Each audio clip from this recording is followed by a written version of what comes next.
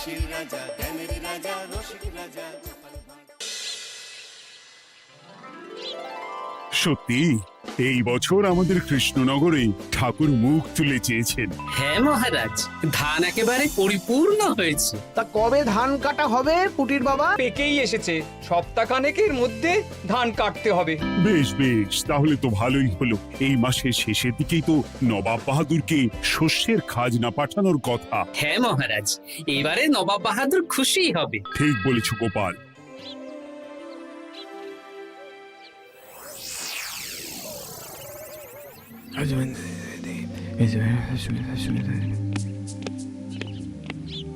প্রণাম খাম্বাজরাজ। ওই তো কৃষ্ণনগরের মন্ত্রী চলে এসেছে।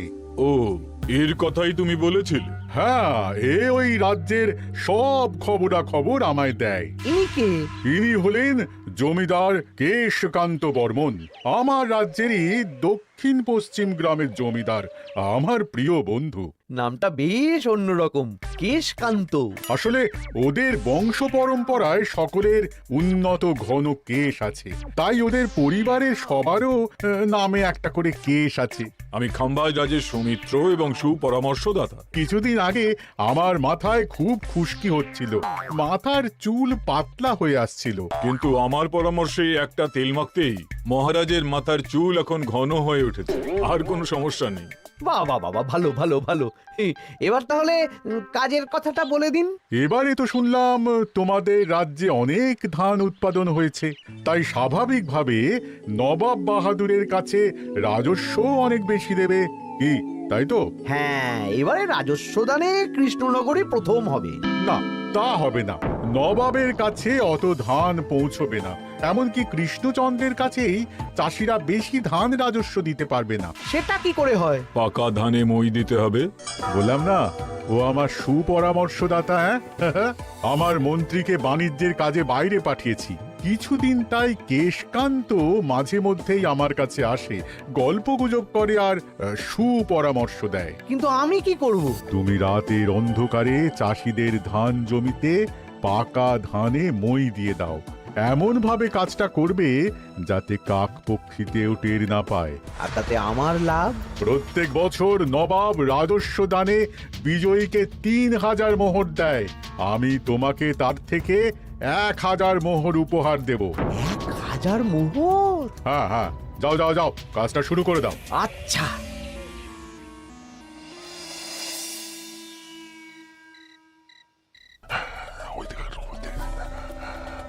তাহলে আর দেরি কেন, মন্ত্রী মশাই কথা মতো কাজ শুরু কর। হ্যাঁ চল।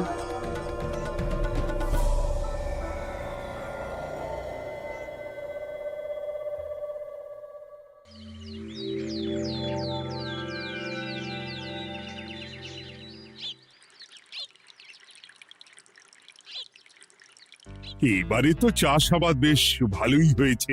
আশা করি নবাব বাহাদুরের কাছ থেকে এবারে আমরাই পুরস্কার পাবো। হ্যাঁ মহারাজ, সারা বাংলায় কৃষ্ণনগরের মতো উৎপাদন এই বছরে কোথাও হয়নি। সর্বনাশ হয়ে গেছে মহারাজ, সর্বনাশ হয়ে গেছে। কি সর্বনাশ হয়েছে গো পুটির বাবা? গতকাল রাতে আমাদের সব জমির পাকা ধানে মই দিয়ে দিয়েছে। সে কি? এবার আমরা কি করব মহারাজ? কাদের কাদের জমিতে হয়েছে এসব? যেই জমিতে তাকাবেন সেই জমিতেই এই কাণ্ড, ধান ঝরে সব মাটিতে পড়ে আছে। এবার আমরা কি করব? হায় হায় হায়, এবার আমাদের রাজ্যের কি হবে? নবাব বাহাদুরকে তো জবাব দিতে পারবো না। বড় বিপদ হয়ে গেল, রাজ্যে গ্রহের প্রকোপ নেমে এলো। ও, আর কদিন পরেই আমার টেকে আসবে 1000 মোহর। ঠিক আছে, তোমরা সবাই এখন বাড়ি যাও। না, আমার মন মেজাজ ভালো নেই।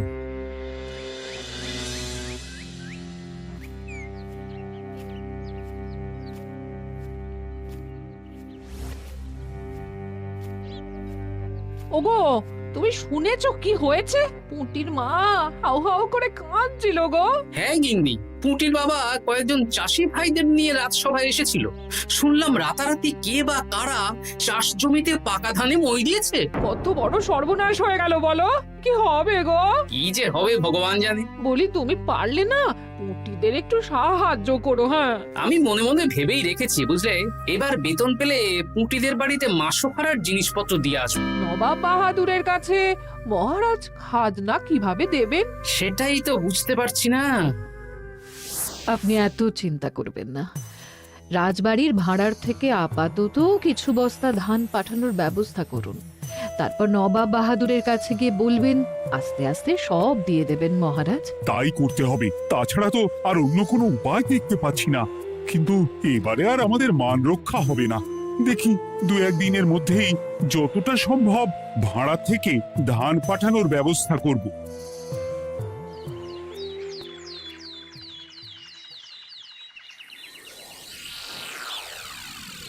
এই বছর 10,000 বস্তা ধান রাজস্ব এসেছে খাম্বাজ রাজ্য থেকে, 7,000 বস্তা ধান এসেছে বর্ধমান রাজ্য থেকে, আর মাত্র 100 বস্তা এসেছে কৃষ্ণনগর থেকে। তাই এই বছরের বিজয়ী রাজ্য হচ্ছে খাম্বাজ রাজ্য। খাম্বাজ রাজ্যের রাজার হাতে 3,000 মোহর উপহার হিসেবে তুলে দিচ্ছেন। আর কৃষ্ণচন্দ্র, তোমার রাজ্যের এরকম হাল কেন? এবারে আমাদের সমস্ত রাজ্যের পাকা ধানে কেউ বা কারা মই দিয়ে দিয়েছে। সেসব তোমার মাথা ব্যথা। আমার ধান কোথায়? 100 বস্তা ধান রাজস্ব, কম করে 800 বস্তা ধান রাজস্ব দেওয়ার কথা, কিন্তু তুমি তোমার কথার খেলাপ করেছো। এই বছর আমি নিরুপায় জাহাপানা। আমিও নিরুপায়। হয় তুমি আগামী 1 সপ্তাহের মধ্যে আমাকে 5,000 মোহর দেবে, নইলে কৃষ্ণনগরের সিংহাসন থেকে সরে যাবে। এত বড় শাস্তি দেবেন না নবাব বাহাদুর। আপনি অন্তত মাস 6 সময় দিন, আবার ধান চাষ করিয়ে আপনাকে প্রাপ্য ধান দেওয়া হবে। বেশি কথা বলছো কৃষ্ণচন্দ্র। তুমি 5,000 নয়, 6,000 মোহর 1 সপ্তাহের মধ্যে দেবে। বেটা গোপাল বেশি পাকা, অত কথা বলতে কে বলেছিল? গোপাল, এটা তুমি কি করলে? হায় হায় হায়!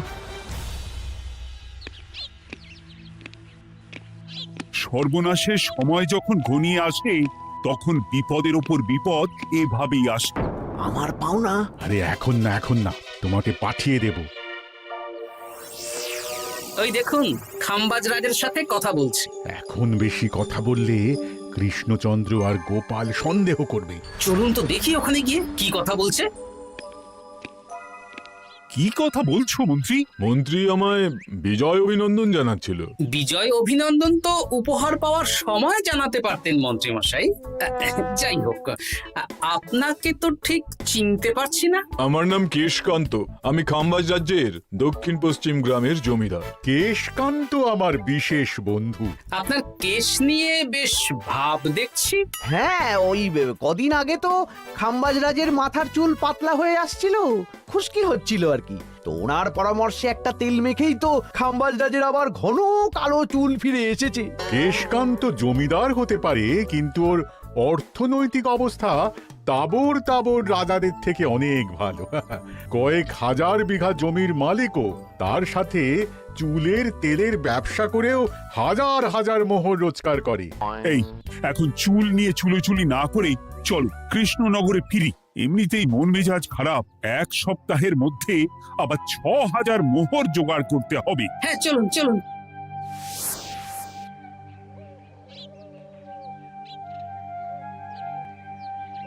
আচ্ছা মন্ত্রীমশাই, আপনি এই কেশকান্ত জমিদারের ব্যাপারে এত কিছু জানলেন কি করে?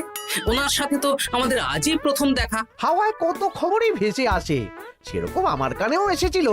এসব বাদ দাও। গোপাল, মন্ত্রী, দুজনেই ভাবনা চিন্তা করো কিভাবে 6,000 মোহর জোগাড় হবে। পাকা ধানে মই পড়লো, এখন আবার এত বড় বোঝা। আমার কাছেও মহারাজ বেশি অর্থ নেই, সব মিলিয়ে মিশিয়ে ওই 150 থেকে 200 মোহর মতো আছে বাড়িতে। যদি বেশি থাকতো আমি আপনাকে নিশ্চয়ই সাহায্য করতাম মহারাজ। তাও করতেন কিনা সন্দেহ। তুমি চুপ করো। মন্ত্রীমশাই ওই লোকটাকে জানলো কি করে? এই লোকটাকে তো আগে দেখারই কথা না। না, ব্যাপারটা নিয়ে ভাবতে হবে। চলুন চলুন।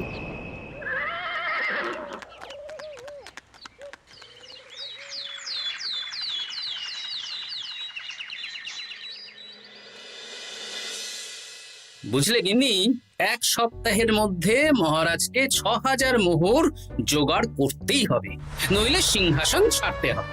এখন কিন্তু আমাদের উচিত মহারাজের পাশে দাঁড়ানো। কিছু ভেবেছো কি? আপাতত আমার বিয়েতে পাওয়া আংটি বন্ধক রাখবো, আর তুমি যদি হ্যাঁ, আমার যে দুটো গয়নাগাটি আছে ওগুলো বন্ধক রাখো, পরে আস্তে আস্তে ছাড়িয়ে নেবো খন। দেখি বাকি সভাসদদেরকেও বলবো, যে যতটা পারে, তারপর ভগবানই ভরসা।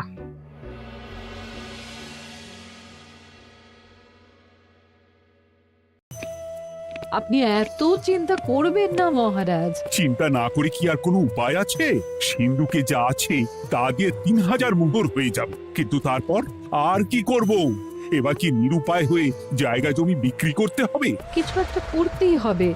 আপনি গোপালকে একবার বলে দেখুন, প্রত্যেকবার যখনই বিপদে পড়েছেন তখন গোপালই আপনাকে বাঁচিয়েছে। দেখি আগামীকাল রাজসভা শুরু হওয়ার আগে গোপালের সাথে ব্যাপারটা নিয়ে আলোচনা করব।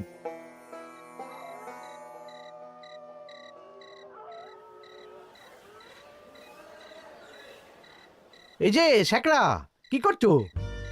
এই তো, বলুন। শোনো, আমার গিন্নির জন্য একটা হীরের হার বানাতে হবে, ওই 1000 মোহরের মধ্যে। 1000 মোহরে তো হীরের নাক, কান, গলা, হাত, পা সব গয়না, এই সব গয়না হয়ে যাবে মন্ত্রী মশাই। তাহলে বানাও, এই নাও 1000 মোহর। ওরে বাবা, মন্ত্রী মশাই 1000 মোহর! এই মন্দার বাজারে এত মোহর কোথায় পেলেন? গতকালই তো বললেন আপনার কাছে 150 থেকে 200টা আছে। সে যেখান থেকেই পাই তাতে তোমার কি? না, আমার কিছু না। শ্যাকরা, আমি কয়েকটা গয়না বন্ধক রাখবো। দেখি কি আছে। এই সব মিলিয়ে এতে আমি 15 মোহর দিতে পারবো। বেশ, তাই দাও। আমি ধীরে ধীরে শোধ করে গয়নাগুলো ছাড়িয়ে নেব। হ্যাঁ, মন্ত্রীর ব্যবহারগুলো বেশ সন্দেহজনক লাগছে। দেখি, গুপ্তচরকে কাজে লাগাতে হবে, মন্ত্রীর পিছনে ছায়ার মতো লেলিয়ে দিতে হবে।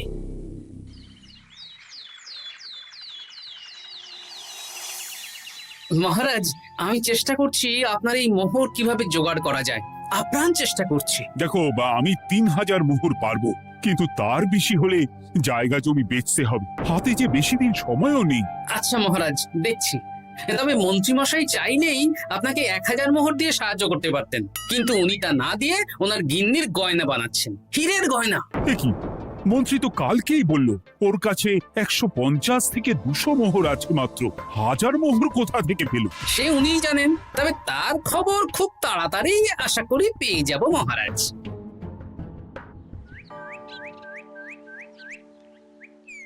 কাজটা একদম ঠিক করলেন না মন্ত্রী মশাই। আপনার কথা শুনে আমরা সবার জমির পাকা ধানে মই দিলাম, কিন্তু আমরা একটা পয়সা পেলাম না। আপনি যে এই কাজ করার জন্যে খাম্বাজ রাজার কাছ থেকে ওই 1000 মোহর উপহার পেলেন, সেটা দিয়ে গিন্নির গয়না বানাতে দিলেন, কিন্তু আমাদের বেলায় লবডঙ্কা। আরে তোদেরকেও দেবো, একটু সবুর কর, আগে গিন্নির মাথাটা ঠান্ডা করি। না না, আমাদের এক্ষুনি চাই। আরে এক্ষুনি কি করে দেবো, আমার হাত খালি। আচ্ছা ঠিক আছে, এই নে 2 মোহর ধর, 2 ভাই ভাগ করে নে, পরে আরো দেবো। এটা কিন্তু ঠিক না। এসব আলোচনা খোলামেলা জায়গায় করা উচিত না। উফ, পরে তোদের সাথে কথা বলবো, এখন যেতে দে, বাজার করব, তারপর আবার রাজসভা আছে।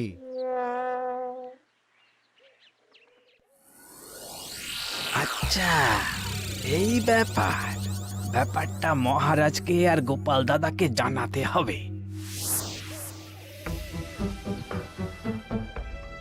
গোপাল দাদা, মহারাজ আসল খবর পেয়ে গেছি। কি খবর? আমি একটু আগে শুনলাম। কাজটা একদম ঠিক করলেন না মন্ত্রী মশাই। আপনার কথা শুনে আমরা সবার জমির পাকা ধানে মই দিলাম, কিন্তু আমরা একটা পয়সা পেলাম না। আরে তোদেরকেও দেবো, একটু সবুর কর। মন্ত্রী, আমি না তোমাকে বেরেই ফেলবো। মহারাজ, মন্ত্রী মশাই এখানে গৌণ, উনি অর্থের লোভে এসব করেছেন, আর ওনাকে দিয়ে করিয়েছেন খাম্বাজ রাজ। হ্যাঁ, যাতে এবারে বিজয়ী হতে পারেন। তাই আপনি এই খবর 5 কান করবেন না মহারাজ। আমি খাম্বাজ রাজ আর ওই কেশকান্তর কাছ থেকে ক্ষতিপূরণ ঠিক আদায় করে আনব। কিন্তু কিভাবে? শুনুন তাহলে।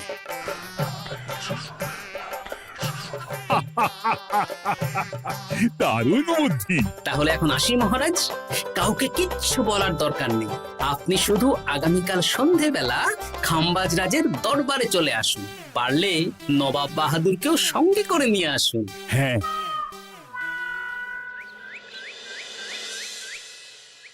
প্রণাম খাম্বাজ রাজ, কে আপনি? আমি হতাশ রঞ্জন, পশ্চিমে থাকি। কি চাই বলুন? কিছু চাই না, তবে একটা কথা শুনলাম তাই বলতে এলাম। কি কথা? আমি শুনলাম মহারাজ আপনার মাথার চুলগুলো সব নকল। আমার এত সুন্দর চুল সব নকল? ফাজলামো হচ্ছে। আমি যদি প্রমাণ করে দিই আপনার চুল নকল, তাহলে কি? তাহলে আপনি আমাকে 100 মোহর দেবেন, আর প্রমাণ না করতে পারলে আমি আপনাকে 100 মোহর দেব। বেশ, দেখো, এক্ষুনি দেখো, আমারই তো 100 মোহর লাভ হবে। এখন না, এখন না, আজ সন্ধেবেলায়। বেশ বেশ, তখনই এসো। এবারে জমিদার কেশকান্তর বাড়ি যেতে হবে।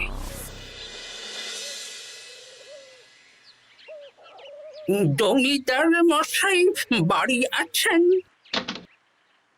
কে মশাই আপনি? আমি হতাশ রঞ্জন, পশ্চিমে থাকি। আমি বিশাল ক্ষমতাশালী লোক। কিসের ক্ষমতা? আমি রাজরাজাদের মারধর করি, চুল ধরে টানি, শাস্তি দিই। এসব কি উল্টোপাল্টা বলছেন? খাম্বাজ রাজ আপনার বন্ধু না? হ্যাঁ, প্রিয় বন্ধু। ওনাকেও আমি আপনার সামনে চুল ধরে টানবো, কিন্তু উনি কিচ্ছু করতে পারবেন না। উনি আপনাকে শুলে চড়াবেন। কিছুই করতে পারবেন না, বললাম না আমি বিশাল ক্ষমতাশালী লোক। বিশ্বাস হচ্ছে না তো? তাহলে বাজি ধরুন, 10,000 মোহরের বাজি।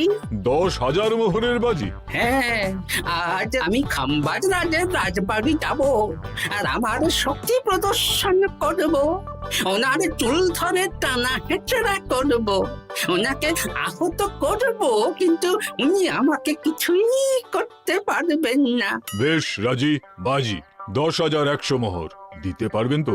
হ্যাঁ, আমি বাজি হারলে আপনাকে দেব 10,100 মোহর।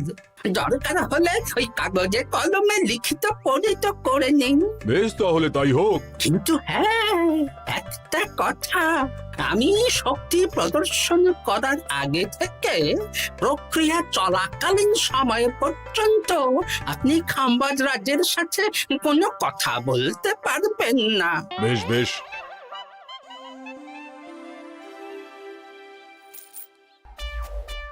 তাহলে শুরু করি? শুরু করো। এবার আমি প্রমাণ করেই ছাড়বো।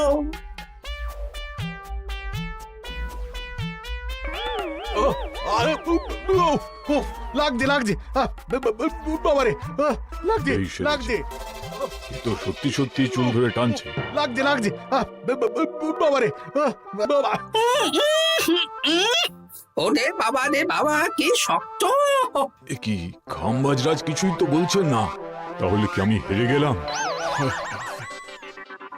না না খাম্বাজ রাজ, আমার ধারণা ভুল, যা শুনেছি তাও ভুল।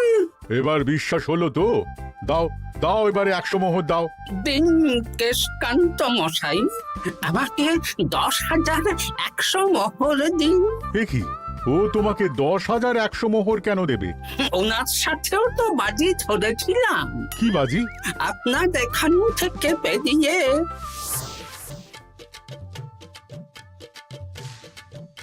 এবারে দিন তো দেখি, সব কাগজ কলমে লেখা আছে। এই নাও। হায় হায় হায় হায়। সাবাস গোপাল, সাবাস, তুমি আমার মুখ রক্ষা করেছো। গোপাল, কৃষ্ণচন্দ্র, নবাব বাহাদুর, আপনারা? হ্যাঁ, আমি গোপাল। এটা ছাড়া আর কোনো উপায় ছিল না খাম্বাজরাজ। আপনি আমাদের মন্ত্রীর মাথা খেয়ে যে জঘন্য কাজটা করিয়েছেন সেটা তো আর প্রমাণ করতে পারতাম না, তাই ছলে বলে কৌশলে আপনার প্রিয় বন্ধুর কাছ থেকে আদায় করে নিলাম। হ্যাঁ নয়, হ্যাঁ।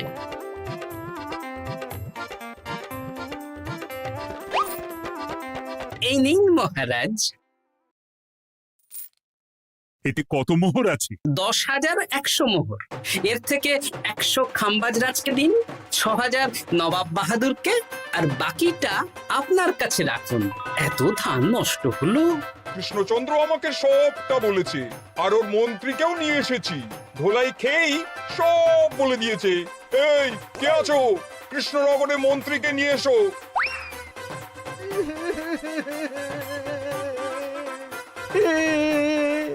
মার খেয়ে আমি সব বলে দিয়েছি খাম্বাজরাজ। উদ্ধার করে তো জাহাপানা, আমাকে ক্ষমা করে দিন।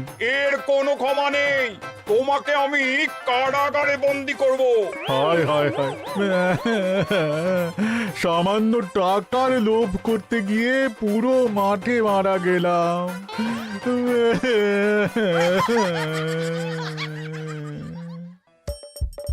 হাসির রাজা, জ্ঞানের রাজা, রসিক রাজা।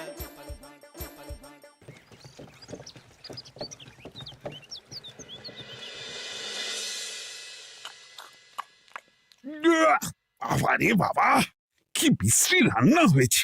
তরকারিতে কি কোনো জিরে বাটা কিছুই দেয়নি নাকি? কই গো রাধুনী ঠাকুর, কোথায় গেলে? এদিকে এসো। বলুন রানীমা। বলছি, তুমি তো রাজবাড়িতে দীর্ঘদিন ধরেই রান্না করছো, কিন্তু ইদানি তোমার রান্না এত বেস্বাদ লাগছে কেন? সে তো আমি বলতে পারবো না, আমি তো আগের মতনই রান্না করি।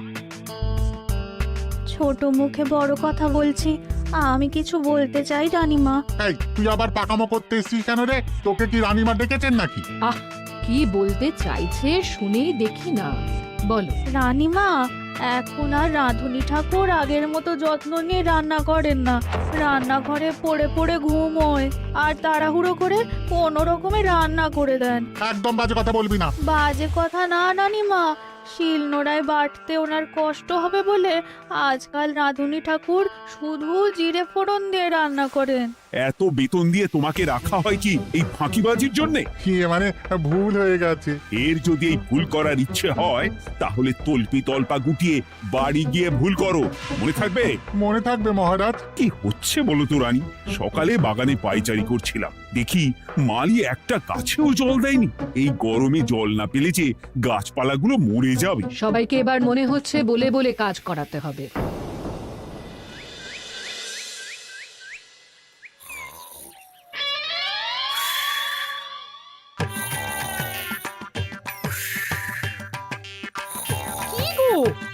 কদিন ধরে তো তুমি শুধু খাচ্ছ আর ঘুমোচ্ছ। বাজার দোকান কিছুই নেই গো, রাজসভাতেও যাও না। কি যে করি। কি গো দিদা, দাদু আজও ঘুমোচ্ছে? কি বলবো বলতো?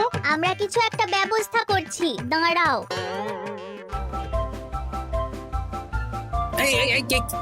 কে? ওঠো দাদু, আর কত ঘুমে? কুড়েমির একটা সীমা থাকে। ওঠো বলছি, ওঠো, ওঠো না। আমি বুঝতে পারছি বাড়ির কাজ, বাজার দোকান এসব না করার জন্য তুমি পড়ে পড়ে ঘুমোচ্ছ। দাদু কাজে ফাঁকি দিচ্ছে দিদা। দে পুটি, আরে সরসরি দে।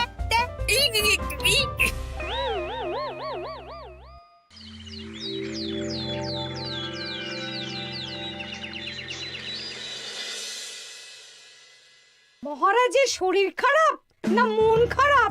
মহারাজ এরকম চুপ করে ঘুম মেরে থাকলে তো রাজপাট সব উঠে যাবে। কিছুই বুঝতে পারছি না। মহারাজ আছেন চুপটি করে, নেই যে মুখে শব্দ। ফাঁকি দিলে এবার তাকে করব আমি জব্দ। অনেক শুয়েছি, আর নয়। মহারাজ, কে ফাঁকি দিচ্ছে? আমি তো ফাঁকি দিই না। পণ্ডিত, তুমি দিচ্ছ নাকি ফাঁকি? না না, বৈদ্য। আমি ফাঁকি দিলে সবাই ওই রোগে ভুগে মরে যাবে। আমি তো রোজ সময়ই রাজসভায় আসি, তাহলে আমি বলছি আসল কারণ। রাজবাড়ির রাধুনী ফাঁকি দিচ্ছে, আর 3 দিন ধরে রাজসভায় গোপাল বেপাত্তা। হ্যাঁ, এই গোপাল বেটাই আসল ফাঁকিবাজ। ওকে বরখাস্ত করে দিন। গোপালকে যদি বরখাস্ত করা হয় তাহলে বিপদে আপদে মহারাজের পাশে দাঁড়াবে কে? অসময় মহারাজ বুদ্ধি পাবেন কার কাছে? এই সুযোগ, এই সময় গোপালকে মহারাজের চক্ষুশূল করতে হবে, তাহলে আমি একেবারে জেঁকে বসতে পারবো। মহারাজ, গোপাল ঠিক কতটা ফাঁকিবাজ হয়ে উঠেছে তার কোনো ইয়ত্তা নেই। হ্যাঁ বলুন তো। বেটা গোপাল কোনোদিন সঠিক সময়ে রাজসভায় আসে না, কোনো দিন তো আসেই না, যেমন আজকেও আসেনি। আর না এলে মহারাজকেও কারণটা জানায় না। আপনাকে সম্মান করা তো দূরের কথা, কোনো ভ্রুক্ষেপই করে না। এটা কিছুটা হলেও মন্ত্রী মশাই ঠিক কথা বলছেন। হ্যাঁ, এ তো একদম সঠিক কথা। ঠিক বলেছ। প্রহরী, প্রহরী, বলুন মহারাজ। তুমি আরেকজনকে সাথে নিয়ে এক্ষুনি গোপালকে তুলে নিয়ে এসো। আচ্ছা মহারাজ। বলি তুমি আজকেও রাজসভায় কামাই করবে? অর্ধেক দিন কামাই করলে বেতন কাটা যাবে গো। গিন্নিমা, গোপালকে মহারাজ ডাকলেন। ওই দেখো, রাজবাড়ি থেকে প্রহরীও ডাকতে এসেছে। ওহ, মহারাজের আদেশ না শুনলে তোমাকে তুলে নিয়ে যেতে বাধ্য হব। আরে দাঁড়িয়ে দেখছিস কি, তুলে নিয়ে চল। ঠিক বলেছিস, তুই হাত ধর আর আমি পা ধরি। এই, কে কে? আমরা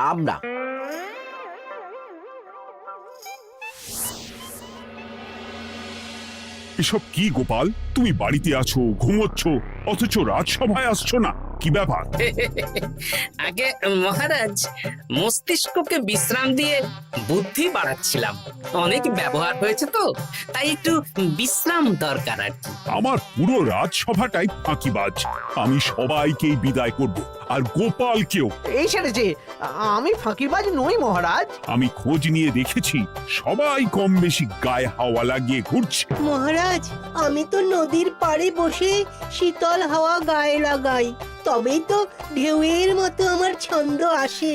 কেউ ফাঁকিবাজ না মহারাজ, আসল ফাঁকিবাজ গোপাল। মহারাজ, আমি যদি দরকারে আপনাকে বুদ্ধি দিয়ে, ফাঁকা সময়ে বিশ্রাম দিয়ে ফাঁকিবাজ হই, তাহলে মন্ত্রী মহা ফাঁকিবাজ। কারণ মন্ত্রীর কাজ রাজাকে বুদ্ধি দেওয়া, তা তিনি করেন না বলেই আমাকে দরকার পড়ে। আমি তো ভাঁড়, আমি শুধু হাসাবো, এটাই আমার কাজ। তাতে কি, সেনাপতিও তো সেনাপ্রধান, ও কি যুদ্ধ করে? রাজ্যে শান্তি শৃঙ্খলা বজায় আছে, তাহলে যুদ্ধ করে হবেটা কি? হ্যাঁ, অকারণে পায়ে পা দিয়ে যুদ্ধ বাঁধাবো নাকি? হ্যাঁ, যত সব। যখন তখন বিপদ আসতে পারে, তাই যুদ্ধের জন্য সব সময় সামরিক শক্তিকে প্রস্তুত থাকা দরকার। হ্যাঁ, এটা গোপাল ঠিক বলেছে। সেনাপতিকে তো কোনোদিন সেসব নিয়ে মহড়াও করতে দেখি না। তাহলে দাঁড়ালো 3 জন ফাঁকিবাজ।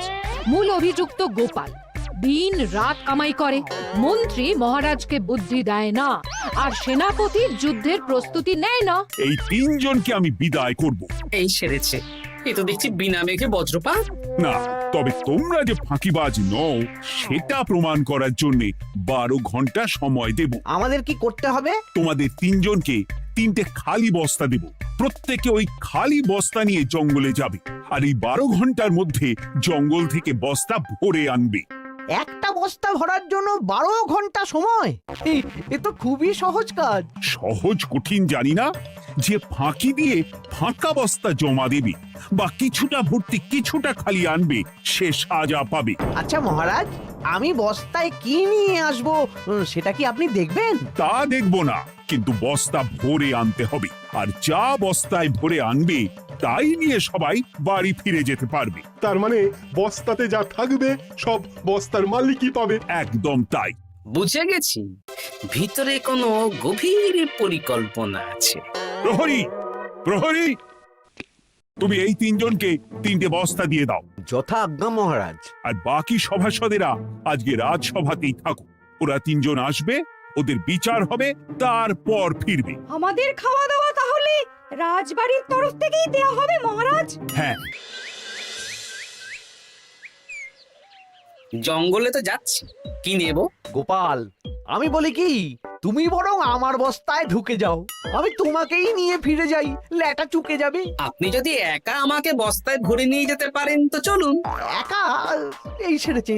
দাঁড়ান, আমি আপনার কাঁধে চড়ে দেখি আপনি আমাকে বইতে পারবেন কি পারবেন না। না না, মুখ ফসকে বলে ফেলেছি, মাথা খারাপ নাকি? তাহলে নিজের মতন থাকুন।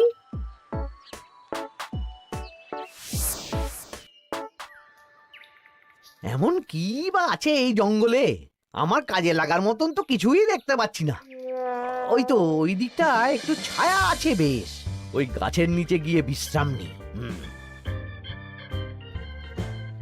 সেনাপতি, অত চিন্তা ভাবনা করার কিছুই নেই। মহারাজ তো আর দেখবেন না আমরা বস্তায় কি ভরে নিয়ে যাব। 12 ঘন্টা অনেক সময়। এখন বিশ্রাম নাও। আপনার ইঁদুরের পেট, আপনি বিশ্রাম নিন।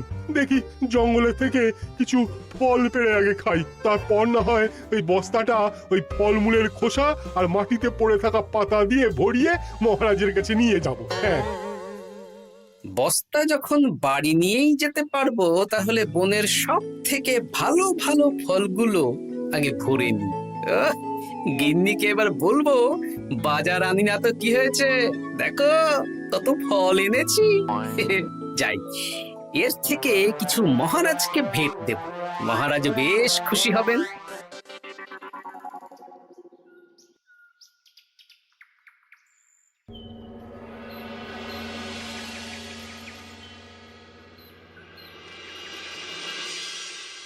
উফ, এই এত বড় জ্বালার মতো পেটখানা নিয়ে এই পেল্লাই গাছে উঠবো কি করে? দূর দূর, আশেপাশে ঢিল পাথরও দেখতে পাচ্ছি না। এই বুড়ো বয়সে হাড়গোড় ভাঙলে সে এক খারাপ ব্যাপার হবে। আরে দূরে ওদিক থেকে আওয়াজ পাওয়া যাচ্ছে, তার মানে এই বনে কেউ এসেছে। ভাই মদন, এই গাছটা ঝড়ে ভেঙে অনেক দিন পড়েছিল, এটা তো নেবই।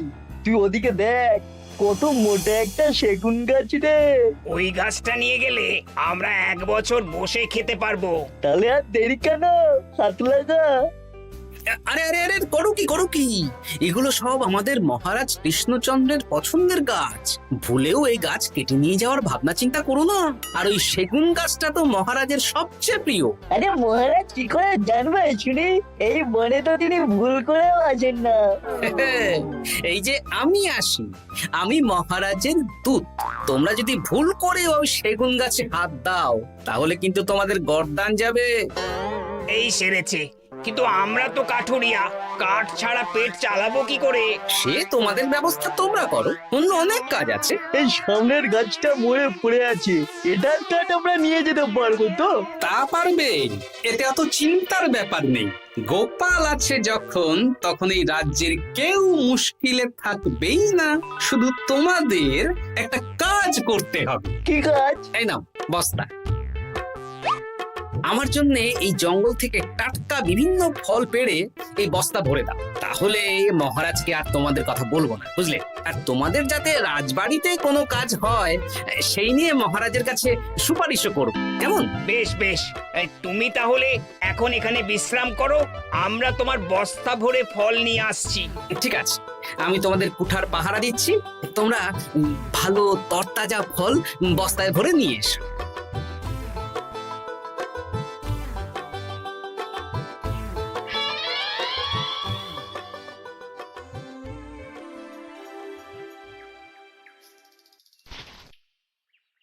ব্যাস ব্যাস ব্যাস, আমার বস্তায় পাতা ভরা হয়ে গেল, এবার যেতে হবে।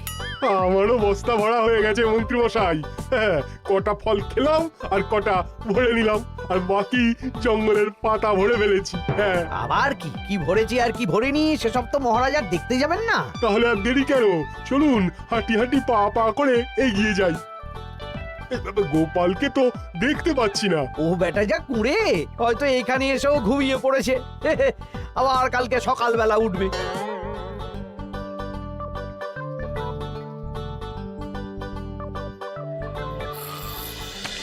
এই যে ভাই, এই যে। হ্যাঁ, কে কে? আমরা। ও বলো, বস্তা ভরে এনেছো? হ্যাঁ, ভরে এনেছি। তাহলে চলো রাজসভায় যাই, তোমাদের একেবারে মহারাজের সাথে পরিচয়ও করিয়ে দেবো, কাজের ব্যাপারেও বলবো। চলুন। চলো চলো চলো।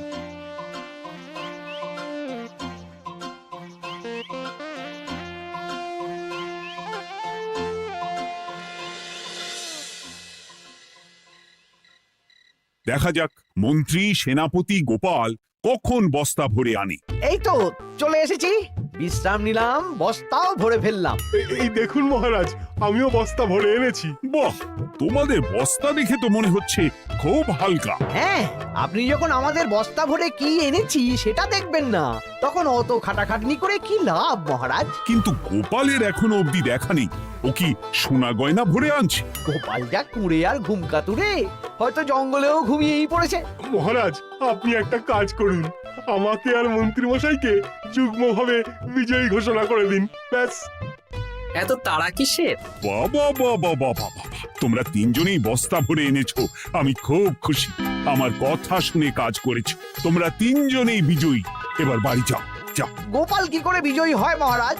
এই বস্তা ভরে নিয়ে আসাতেও তো ওর ফাঁকিবাজি ধরা পড়ছে। কিসের ফাঁকিবাজি? এই যে দুটো লোক তোমার হয়ে বস্তা বয়ে আনলো, সে তো মহারাজ সহ আমরা সবাই দেখতেই পেলাম। তা তো ঠিক, গোপাল নিজে হাতে বস্তা ভরে আনেনি। মহারাজ বস্তা ভরে আনতে বলেছেন, আমি এনেছি, এখানেই কথা শেষ। আমি কাকে দিয়ে বস্তা ভরালাম, কে আমাকে সাহায্য করলো, সেসব তো কোনো শর্ত আরোপ করা ছিল না। কিন্তু পরীক্ষাটা তো কে ফাঁকিবাজ সেটা প্রমাণ করার পরীক্ষা। এখানে তো তুমি ফাঁকি দিলে গোপাল। এটাও ঠিক কথা, তাহলে গোপালের শাস্তি পাওয়া উচিত। মহারাজ, আপনার শর্ত ছিল সেই ফাঁকিবাজ বলে প্রমাণিত হবে যে বস্তা খালি আনবে। এইখানে আপনি একটা ছোট্ট ভুল করেছেন মহারাজ, বস্তায় কি আছে সেটা দেখবেন না আগেই বলে দিয়েছেন। তা তো বলেছি। আপনি নিশ্চয় জানেন, পাঠশালায় কিছু ছাত্রছাত্রী থাকে যারা পড়ার বইয়ে মুখ গুজে বসে থাকলেও পড়ায় তাদের মন থাকে না, মাথাতেও পড়া ঢোকে না, তাই সেই পড়া তাদের কোনো কাজে লাগে না। কি পণ্ডিত মশাই, এদেরকেই তো বলে ফাঁকিবাজ। বিলক্ষণ, এরাই ফাঁকিবাজ। ধন্যবাদ। তেমনি আমি যদি বলি সেনাপতি আর মন্ত্রী মশাই ওই ফাঁকিবাজদের মতনই ফাঁকি দিয়ে বস্তা ভরেছে, তাই ওদের বস্তা এত হালকা। সে তো আমি বুঝতেই পারছি। কিন্তু আমার বস্তায় যা জিনিস ভরে এনেছি তা একার পক্ষে সংগ্রহ করা মুশকিল ছিল, তাই আমি দুজনের সহযোগিতা নিয়েছি। মহারাজ, আপনি কি বস্তা খুলে দেখবেন নাকি? না না, আমি খুলে দেখলে আমার কথার খেলাপ হবে। এবার তো দেখছি আবার তিনজনের পরীক্ষা নিতে হবে। হ্যাঁ, নইলে প্রকৃত ফাঁকিবাজ কে সেটা প্রমাণ হবে না। কিন্তু ফাঁকিবাজ ধরার উপায় কি? মহারাজ, আমরা বরং আমাদের বস্তা নিয়ে বাড়ি না গিয়ে একদিন কারাগারেই থাকি, আর তাতেই প্রমাণ হবে এই বস্তায় সত্যি কি আছে যা আমাদের নিজেদের কাজে লাগবে। এটা ভালো বুদ্ধি।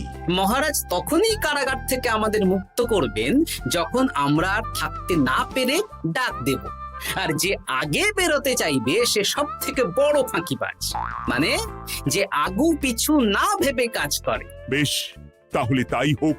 মহারাজ, কারাগারে শুধু জল ছাড়া আর কিচ্ছু দেওয়া হবে না, কারণ বস্তায় তো আর জল থাকতে পারে না। না না, তা কি করে হয়? শুধু জল? হ্যাঁ, আমি তো লোককে দিয়ে বস্তা ভরিয়েছি, আপনারা নিজে কি এমন কাজের জিনিস ভরেছেন সেটাই প্রমাণ হবে।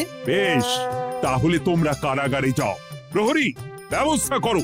আর এই দুজন কাঠুরিয়া বেশ কর্মঠ মহারাজ, যদি কোনো রাজবাড়ির কাজ থাকে এদের দিয়ে করাতে পারে। আমার বাগানের মালিটা খুব ফাঁকি দিচ্ছে, তাহলে ওদের সাথে কথা বলে নিচ্ছি। যাও যাও, তোমরা কারাগারে যাও।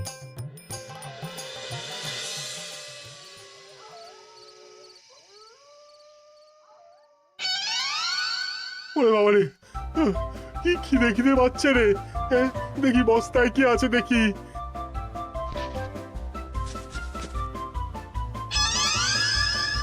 একটা পচা ফল, দেখি দেখি একটু ভালো আছে। এটা একটু ভালো আছে, এটাই খাই, এটাই খাই।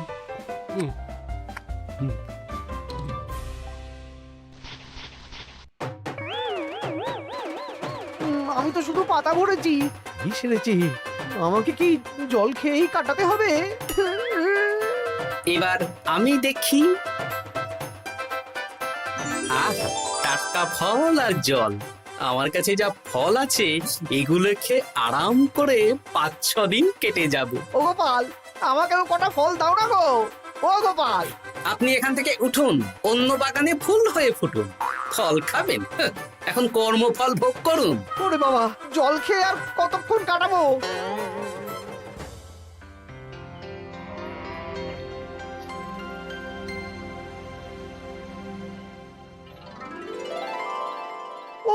পেটটা চুই চুই করছে, কি খিদে পেয়েছে না। আমি আমি বাড়ি যাব। আপনি বাড়ি যাবেন? হ্যাঁ। তাহলে বেরিয়ে আসুন, বেরিয়ে আসুন। বেটা গোপাল কায়দা করে এমন শর্ত দিতে বললো, পুরো ফেঁসে গেলাম। আমারও তো খাওয়ার মতন তেমন কিছু নেই, আমিও এখানে থাকবো না।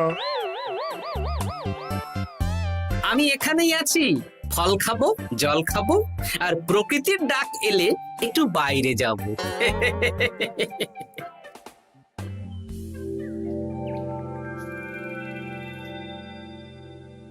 কি তোমরা কারাগারে এক রাতের বেশি তো থাকতেই পারলে না? কি আর করব বলুন মহারাজ, আমরা তো আর গোপালের মতন বস্তা ভরে টাটকা ফল নিয়ে আসিনি। বেটা গোপাল আমাদের দেখিয়ে দেখিয়ে ফল খাচ্ছিল, অতি আমাদের খিদে আরো বেড়ে যাচ্ছিল। তাহলে এরা দুজনে তো হার মেনে নিল। গোপাল কি করছে? গোপাল খাচ্ছে আর ঘুমোচ্ছে। ওকেও নিয়ে এসো। আচ্ছা মহারাজ। একই মহারাজ, আমার তো এখনো বাইরে আসার ইচ্ছে হয়নি। কি আর করা যাবে, ওরা হার মেনে নিয়েছে, তার মানে তুমি জয়ী হয়ে গেলে গোপাল। আমার বস্তায় ভরে অনেক ফল এনেছিলাম, এখনো অনেক আছে। আপনি তাহলে বাকি ফলগুলো নিয়ে নিন। তাহলে তো এটাই প্রমাণ হলো গোপাল কাজের সময় ফাঁকিবাজি দেয় না, শুধু বুদ্ধি বাড়ানোর জন্য একটু বেশি ঘুমোয়। এই নাও গোপাল, তোমার উপহার। মহারাজ, আমি সময়ের কাজ সময়ে করি আর বাকি সময় একটু ঘুমাই। আমার এখন ঘুম দরকার মহারাজ, কাল থেকে অনেক ধকল গেল যে। বেশ, তোমাকে ঘুমানোর জন্য 1 সপ্তাহ ছুটি দেওয়া হলো। ধন্যবাদ মহারাজ। কি সেনাপতি আর মন্ত্রী মশাই, এবার বুঝলেন তো, ফাঁকি দিলেই ফাঁকে পড়তে হয়, তাই কাজ করলে ভেবে চিন্তে করুন। চলি। খুব ঘুম পাচ্ছে।